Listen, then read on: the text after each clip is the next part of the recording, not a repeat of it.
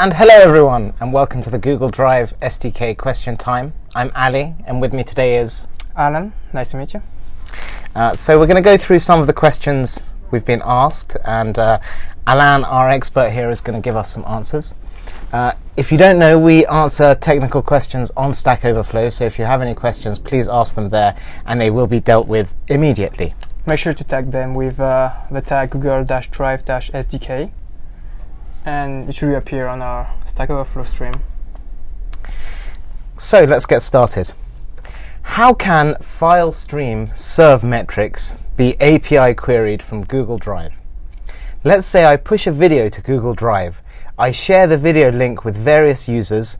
Is there a way to obtain the number of bytes served and by whom, or of some unique ID? Alain? Well, this information is not yet available through the API, but it's kind of a good feature request. Like, we might consider it. Actually, it's the first time we have this feature request. Right. But right now, as a workaround, well, the data has to be served through either a JavaScript client application or a server application. So the metrics can be stored in the application instead, because this information is not yet available. I think it would be a useful feature actually, yeah, but unfortunately you can't do that directly. So you're talking about serving files using JavaScript or however, using a server application. Yes. Is that the only way you can download files? Well, actually no. So since last week we introduced the web content link, which is a link you can copy and paste into a web browser. If a file is shared with the public, or well, the browser will simply download the file's content. And if the file is private, well, it will use cookie authentication to make sure the current user has access to the file's content, and then download the file if this is the case. Okay, so just to get that clear, your application can give someone a URL, and they can download that URL if they're already authorized into their Google services. That's correct. Right? Wow, that's really cool. Even like if you're serving a web page, for instance, you can put an image web content link as the SRC attribute of an image tag, and it will be served on the web browser. Great. Regarding the metrics for files content, I guess there are many things to consider. Like, should the metrics be shared amongst different applications? Should it be global to a user, to the rest of the world? What do you think? Yeah, I think those are important things, and we'd have to really think about them. If the file is shared with you, should you be able to access the download information on that? Or should it just be for the owner of the file or the creator of the file, both the application or the user? Yeah. So I think those are things that we'd have to think about. But yes, thank you. We'll take that feature request away with us. So on to the next question. Oh, I read this question earlier. Google Apps Domains Drive Migrator. Is it possible to build cross-domain Drive Migrator? Okay, the Docklist API was great, but it doesn't support files. Well, I should say that's wrong, actually. It does support files and did support files. But I guess someone's looking to migrate all of the files from one domain over to another domain. How would you go about doing that, Alain? Well, migrating the files is pretty easy. You can simply download the content and re-upload to the new domain. But I think the tricky part he's mentioning is the ACL. That's right. How to transfer the ACL from one domain to the new one. So can you tell us what you mean by ACL? The permissions. As many of you already know, the Google Drive lets you share a file with like different users. That can be a specific user, a group, a domain, or the rest of the world. And every file has a list of permissions, which can be a read permission, so a user has read-only access to a file. Write permission, a user can read and write on a file, or commenting permission, so the user can read the file and comment on the file. Right, so how would you get about doing that? Well, there's a tricky part with the Drive API, because the permission feed doesn't return the email address anymore. You only get the display name as available on Google Plus or using the user profile information. So the way to do it would be to try to match the user ID returned by the permission, by the Drive API on the permissions feed, and match it with the new user's ID. Otherwise, I don't see any workaround. So we're a bit stuck there actually for that case. As Alain says rightly, you could create the users, or the users could already exist in the target domain, the domain you're going to be saving to. You would go through, find them, and match the IDs. That's and correct. then you would do that. So that is a workaround, and that would work. That requires using multiple APIs, such as some of the domain admins APIs, to retrieve users' data, such as their email address and full name, their ID, and do the same on the new domain and store both data and try to do a match. So that's what you would do then. You would create the map yourself and then map the files. That's like correct. that. Okay, great. Right, thank you, Alain. How do I get notification when user deletes a file? Well, push notifications is a major feature request. It's been asked for years. It's not yet available. Well, hopefully we will be able to provide this to our developers. In the meantime, the only way to get change notification is to poll the Drive API. Polling the list of files can require lots of resource, because you get lots of data, and you have to parse the change, the updated time, and know if a file has changed or not. So that's why the Drive API provides a change feed, but only returns changes that occurred after a specific change ID. And when a user deletes a file, this information is provided through the changes feed. So can you just say how that would look? If the file's been deleted, is there information about the file in the changes feed? That's correct. You get a change item with the file ID and a deleted attribute, which is set to true if the file has been deleted. Okay. And in this changes feed, how would you differentiate that entry from an entry where a file has simply been modified? Well, the deleted feed, deleted attribute won't be provided on the change item, and the file's metadata will be included instead. So why don't we include the file metadata for a delete?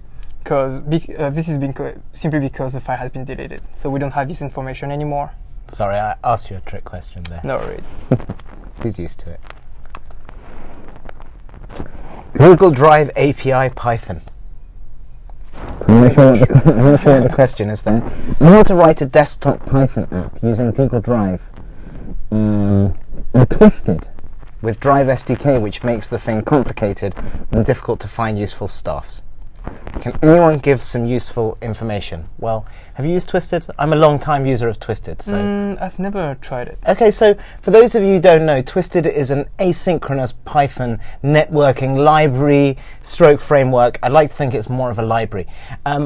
What it does is it runs a reactor in the background that's a long-running process that schedules various network activities and other things that can be running for a long time. So you can integrate user interface, that's another thing that runs for a long time, into that. Now, Twisted itself asks you to write code in a special way, and it has its own HTTP client, and unfortunately our client library isn't directly compatible with that. So there are other tricks around that.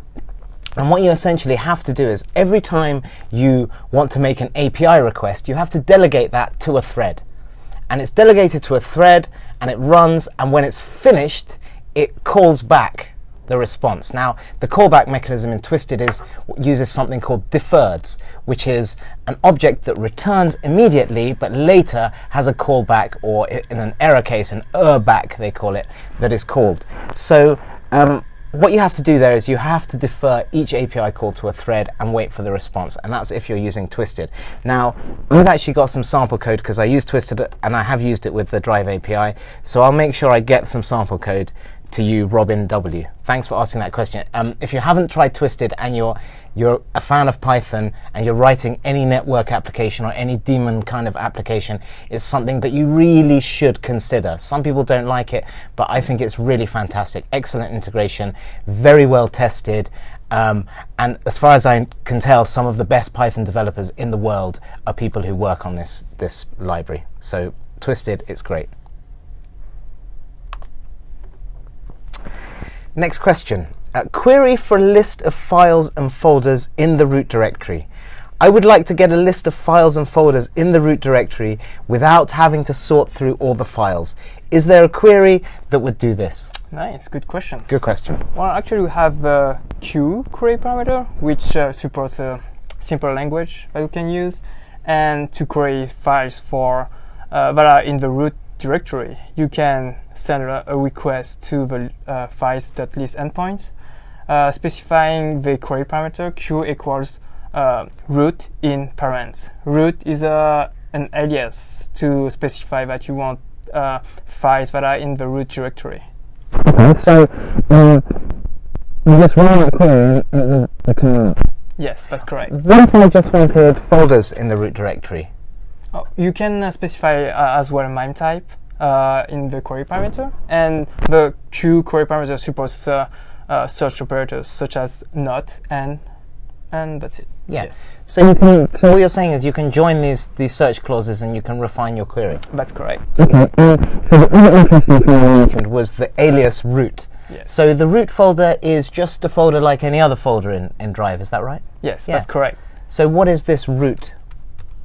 This is required because the root ID, the root folder ID can be different from among each users. I see. That's why you have an alias to simply refer to the root folder. Okay. So that makes that nice and easy. That's one of the cases that wasn't particularly easy with the Documents List API, but yes. now it's made much easier. So great. Here's a question with some code. Google Drive API download file get IO error. Oh, I think I've seen this question earlier, and it was because of a typo on the documentation, which will get fixed today, hopefully. I see. Yes, the documentation has been written like maybe 3 months ago, and the client library changed between now and then. So we need to update our documentation to reflect that. So instead of calling get.io, which is just a method on the service, the IO is now an instance. That's correct. Instance attribute. Okay, great. So typo. If you find something wrong with our documentation, please let us know. We're keen to have it perfect and up to date at all times. So this is a great example of that. ASP.NET? Oh, sorry, I'm not familiar with this. Do you want to give it a shot? Well, let's have a read. Why not? It'll be a challenge for us. External ASP.NET MVC application accessing files on Google Drive. Hi. I believe the Dr. Edit sample application we have in .NET is using MVC. Unfortunately, it's in C#. There might be an easy way to understand C# and transform it into ASP.NET, but we're not expert in that. So we're not experts, but as far as I know, ASP.NET, you can write it in C#. You can write it in any of the languages. Is that right? Well, .NET is the framework. Right. ASP is only a different language. Okay. Right. So unfortunately, we're a bit clueless. Luckily, our colleague Claudio has answered this question, and he's saying that it can be done, and that we have a example application that uses the ASP.NET MVC framework. So go and have a look at that. It's a complete end-to-end sample that shows you how to open files from the Drive UI, read files from Drive API, save files back to Drive, a few other little bits and pieces, how to get authorization, of course, information about the user and customization in that regard. So that's a good one. Go and check that out. That's on our documentation page. Save files from Android app to Google Drive without using HTTP request. I saw this one earlier. I couldn't quite work out what it wants. I want to save files from my Android application to Google Drive, but I don't want to use HTTPS request. I want to put my files in Google Drive even if the user is offline, like the local drive. Oh, I see. Yeah. I guess what they're requesting is a way for the Android Drive app to receive intent to save data. Well, unfortunately, this is not yet available, but quite a good feature request. We can pass along to the Android Drive app team. In the meantime, the only way to save data on Drive on Android or any other platform is to use the API. Yeah, that's right. I mean, one workaround could be if you could find out where the local copies of the drive files are being saved. Yes, but I'm not even sure if you know where you'll be able to save data, as you might not have permission to write on the local data store. Precisely. Where this would work is in the desktop clients on Windows and Mac. That's correct. You could just ask the user where it is, where the drive directory is, and then copy files into there. Again, the permissions might be wrong. Yes. There might be, you might not be permitted, but that would work as a workaround there. Unfortunately, there are no APIs to interact with the drive client on that regards. Yeah. So for saving files or where the files are. So that could be somewhere where we'd look to improve, I think. Yes. That can be better for developers, as they won't have to deal with offline and any other network issues on Android. Precisely. Google Drive root folder, file not found error. I had written a program that creates a file object which defaults gets created in the root folder if no parent is specified. Then, given the ID of the file's parent, it retrieves the root folder. Okay? For some reason, this no longer works. Instead of returning the root folder, I get file not found. So, this is the thing. There's some Ruby code.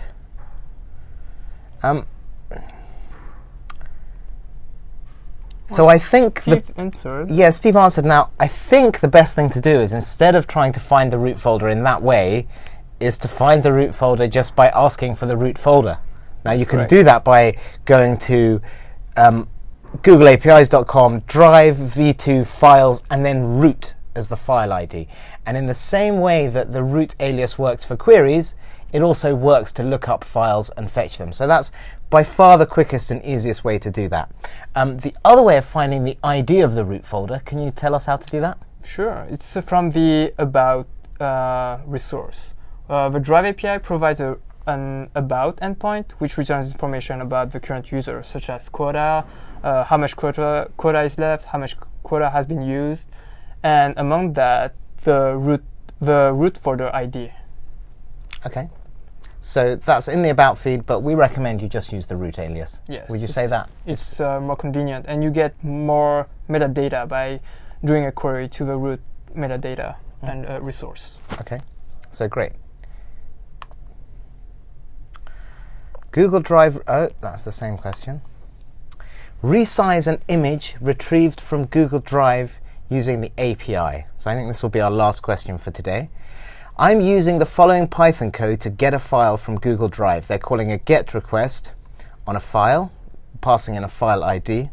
How would I go about resizing this file if it is an image?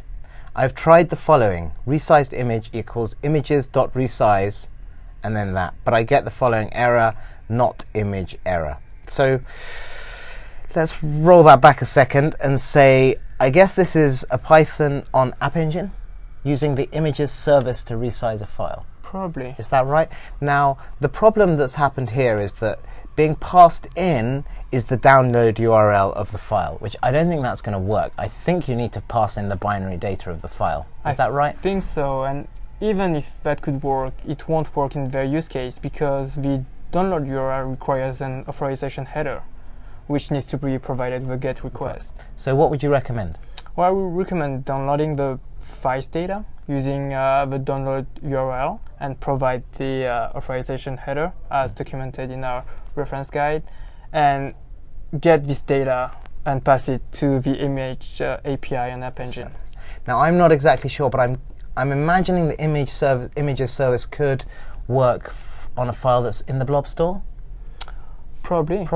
So if it can, and sorry, we're not App Engine specific experts here, but if it can, then you could just save it directly into the blob store and then call the resize on the blob store. But otherwise, you could just use the binary bits, and then that would work. So that should solve that. Unfortunately, it's not going to work what's happening here because you're just passing a string, which is the URL, and that's why it's not image error. Okay? Yeah. Okay, so thank you very much. That's our questions for today. We'll be back again on Thursday. Ask your questions, and we look forward to speaking to you. So bye from Ali. Bye from Alan.